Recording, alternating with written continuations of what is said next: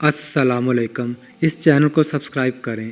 خلیفہ ہارون رشید عباسی خاندان کا 5واں خلیفہ تھا۔ عباسیوں نے طویل عرصے تک اسلامی دنیا پر حکومت کی، لیکن ان میں سے شہرت صرف ہارون رشید کو نصیب ہوئی۔ ہارون رشید کے دور میں ایک بار بہت بڑا قحط پڑ گیا۔ اس قحط کے اثرات سمرقند سے لے کر بغداد تک اور کوفہ سے لے کر مراکش تک ظاہر ہونے لگے۔ ہارون رشید نے اس قحط سے نپٹنے کے لیے تمام تدبیریں آزما لیں۔ اس نے غلے کے گودام کھول دیے، ٹیکس معاف کر دیے، پوری سلطنت میں سرکاری لنگر خانے قائم کر دیے اور تمام امراء اور تاجروں کو متاثرین کی مدد کے لیے موبائلز کر دیا۔ لیکن اس کے باوجود عوام کے حالات ٹھیک نہ ہوئے۔ ایک رات ہارون رشید شدید ٹینشن میں تھا، اسے نیند نہیں آ رہی تھی۔ ٹینشن کے اس عالم میں اس نے اپنے وزیر اعظم یحییٰ بن خالد کو طلب کیا۔ یحییٰ بن خالد ہارون رشید کا استاد بھی تھا، اس نے بچپن سے بادشاہ کی تربیت کی تھی۔ ہارون رشید نے یحییٰ خالد سے کہا، استاد محترم، آپ مجھے کوئی ایسی کہانی، کوئی ایسی داستان سنائیں جسے سن کر مجھے قرار آ جائے۔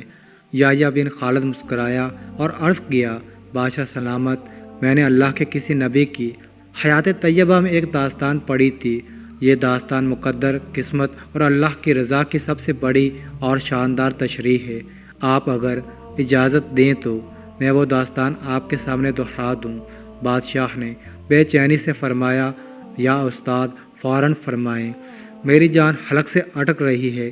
یحییٰ خالد نے عرض کیا، کسی جنگل میں ایک بندریہ سفر کے لیے روانہ ہونے لگی۔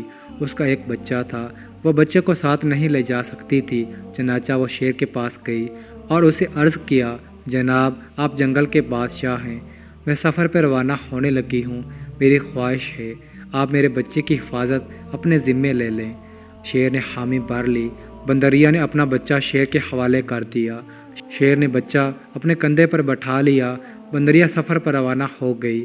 اب شیر روزانہ بندر کے بچے کو کندھے پر بٹھاتا اور جنگل میں اپنے روزمرہ کے کام کرتا رہتا۔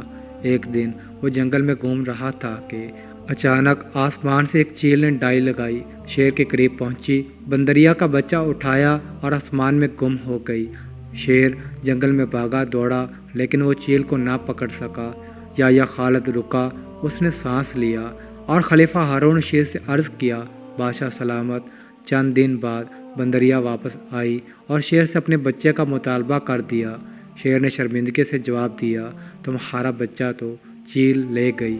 بندریا کو غصہ آ گیا اور اس نے چلا کر کہا، تم کیسے بادشاہ ہو، تم ایک امانت کی حفاظت نہیں کر سکے، تم اس سارے جنگل کا نظام کیسے چلاؤ گے؟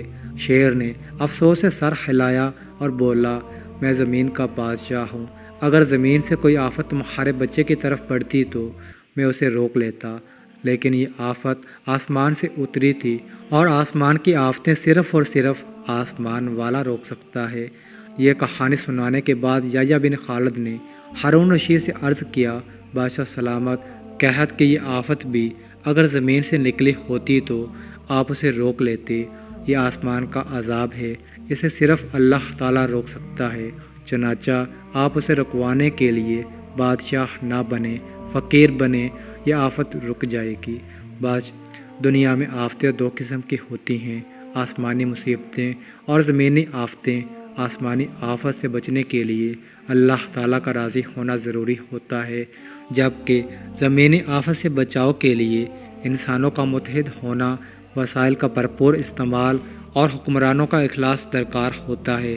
یحییٰ بن خالد نے ہارون رشید کو کہا تھا، بادشاہ سلامت، آسمانی آفتیں اس وقت تک ختم نہیں ہوتی جب تک انسان اپنے رب کو راضی نہیں کر لیتا۔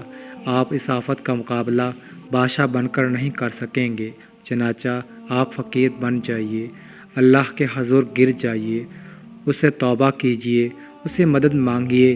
دنیا کے تمام مسائل اور ان کے حل کے درمیان صرف اتنا فاصلہ ہوتا ہے جتنا ماتھے اور جائے نماز میں ہوتا ہے، لیکن افسوس، ہم اپنے مسائل کے حل کے لیے 7 سمندر پار تو جا سکتے ہیں، لیکن ماتھے اور جائے نماز کے درمیان موجود چند انچ کا فاصلہ طے نہیں کر سکتے۔